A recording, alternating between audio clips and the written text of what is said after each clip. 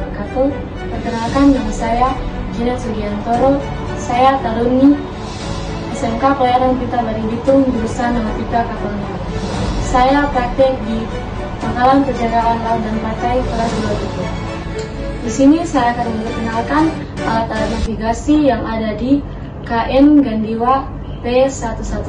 Di sini saya akan menjelaskan alat navigasi Ecosonder beserta fungsinya. Ecosonder adalah alat navigasi elektronik yang bekerja dengan menggunakan sistem GEMA yang berfungsi untuk mengukur kedalaman perairan dan mengetahui bentuk dasar suatu perairan dan untuk mengetahui gerombolan ikan yang berada di bawah kapal secara vertikal. Ecosonder memiliki kelemahan, yaitu jika semakin dalam laut, maka gambar yang dihasilkan semakin tidak jelas. Sedangkan kelebihannya yaitu dapat mengukur kedalaman laut yang disertai dengan pemetaan dasar laut. Ecosonder adalah salah satu jenis sonar berupa perangkat yang digunakan oleh kapal laut dan ditaruh di bawah air. Ecosonder berfungsi mengukur kedalaman air dengan membangkitkan pulsa akustik pendek atau ping yang dipancarkan ke dasar air, kemudian mendengarkannya kembali eko dari dasar itu. Ecosonder juga berfungsi untuk mengukur kedalaman perairan, mengetahui bentuk dasar suatu perairan, dan untuk mengetahui gerombolan ikan yang berada di bawah kapal secara vertikal. Selanjutnya, AIS. AIS adalah singkatan dari Automatic Identification System. AIS adalah sistem pemancaran radio very high frequency yang menyampaikan data-data melalui VHF data link untuk mengirim dan menerima informasi secara otomatis ke kapal lain. Dengan menerapkan sistem AIS, akan dapat membantu pengaturan lalu lintas kapal dan mengurangi bahaya dalam bernavigasi. AIS bekerja dengan menggunakan frekuensi sangat tinggi, yaitu antara 156 sampai 162 MHz. AIS dapat mengirim atau menerima informasi secara elektronik dan otomatis tentang data umum sebuah kapal. Selanjutnya adalah NAVTEX. NAVTEX singkatan dari Navigation Tags.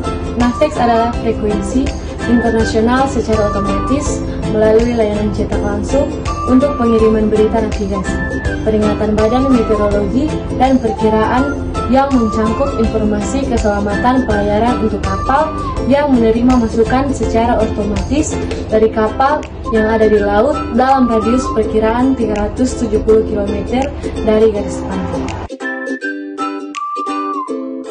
NAVTEX adalah frekuensi internasional secara otomatis melalui layanan cetak langsung untuk pengiriman berita navigasi, peringatan badan meteorologi, dan perkiraan yang mencangkup informasi keselamatan kelautan untuk kapal.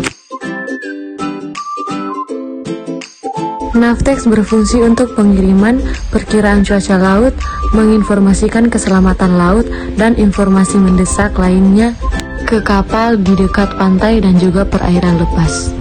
Selanjutnya adalah girokompas. Girokompas menjadi salah satu alat navigasi pada kapal yang berfungsi untuk menemukan arah yang tepat. Dalam penggunaannya, girokompas tidak akan terhalang oleh medan magnet luar. Pada sistem repeater yang digunakan untuk kemudi darurat juga harus memiliki platform kemudi. Girokompas menjadi salah satu alat navigasi pada kapal yang berfungsi untuk menemukan arah yang tepat. Girokompas adalah jenis kompas non-magnetik yang didasarkan pada disk cepat berputar dan rotasi bumi secara otomatis menemukan arah geografis. Selanjutnya adalah ECDIS. ECDIS merupakan singkatan dari Electronic Card Display Information System.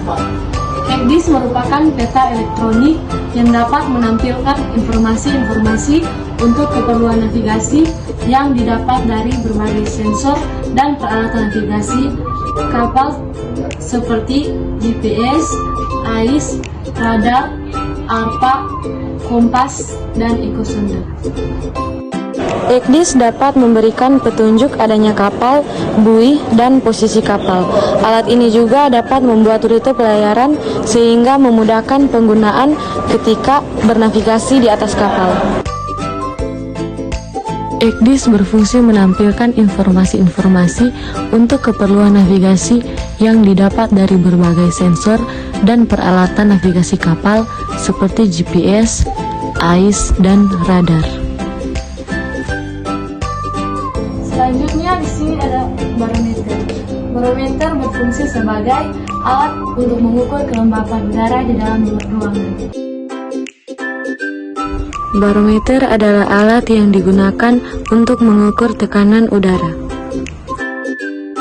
Barometer umum digunakan dalam peramalan cuaca, di mana tekanan udara yang tinggi menandakan cuaca yang bersahabat, sedangkan tekanan udara rendah menandakan kemungkinan badai. Berikut ini adalah GPS. GPS singkatan dari Global Positioning System. GPS adalah suatu alat navigasi untuk menentukan posisi sesuai dengan posisi kapal, juga dapat menghitung kecepatan dan waktu kapan saja, siang atau malam dalam cuaca dan kondisi apapun. Alat navigasi ini digunakan untuk menentukan posisi sesuai dengan posisi kapal, juga dapat menghitung kecepatan dan waktu kapan saja, siang atau malam dalam cuaca dan kondisi apapun.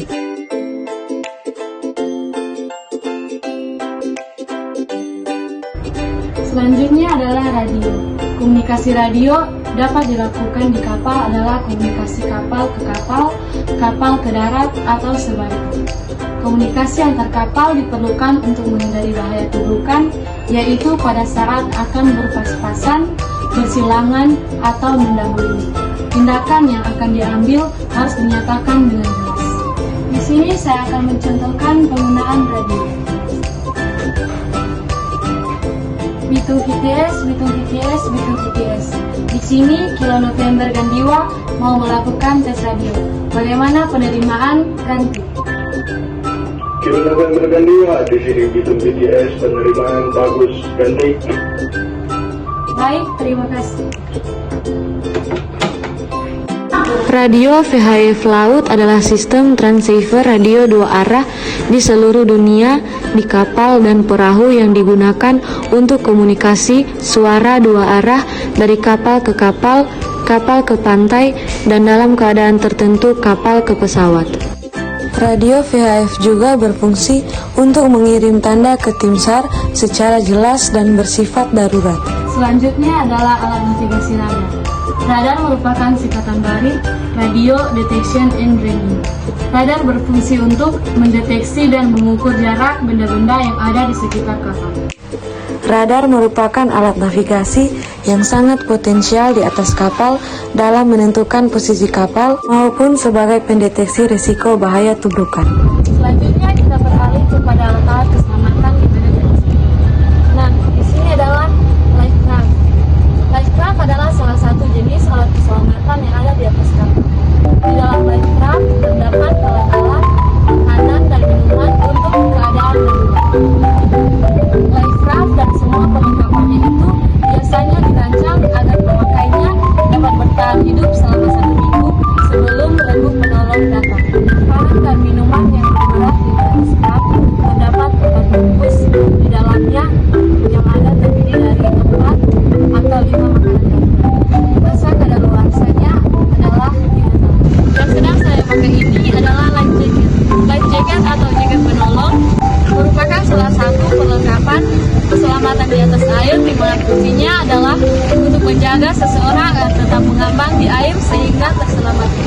Selanjutnya adalah lifebuoy.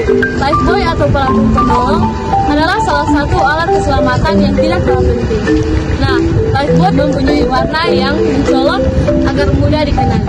Pelampung ini sangat berguna dalam kapal untuk lebih memberikan rasa aman dan dapat meminimalisir risiko kecelakaan saat berlayar.